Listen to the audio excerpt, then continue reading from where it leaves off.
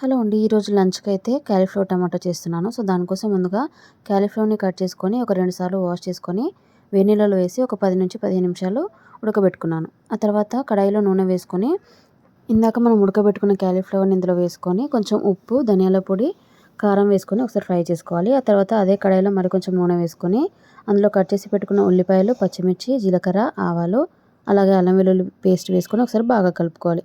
ఆ తర్వాత కొంచెం పసుపు వేసుకొని కరివేపాకు, అలాగే మనం ఇందాక కట్ చేసి పెట్టుకున్న టమాటాలు కూడా ఇందులో యాడ్ చేసుకొని కాసేపు మూత పెట్టి మగ్గించుకోవాలి.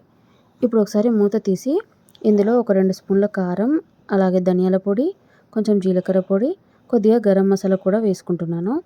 సో, ఇందులో ఇప్పుడు గ్రేవీ కోసం మార్నింగ్ టిఫిన్‌లోకి పల్లీల చట్నీ చేశాను. అది కొంచెం తీసి పక్కన పెట్టాను. దాన్ని కూడా ఇందులో యాడ్ చేసుకుంటున్నాను. సో, అలా అయితే కర్రీ గ్రేవీ బాగా వస్తుంది.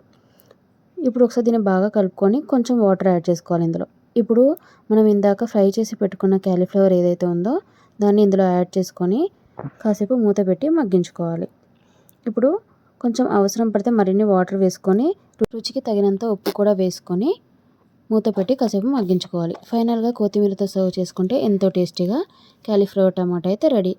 రెసిపీ నచ్చితే లైక్ చేసి ఛానల్‌ని ఫాలో అవుతుండండి. బాయ్.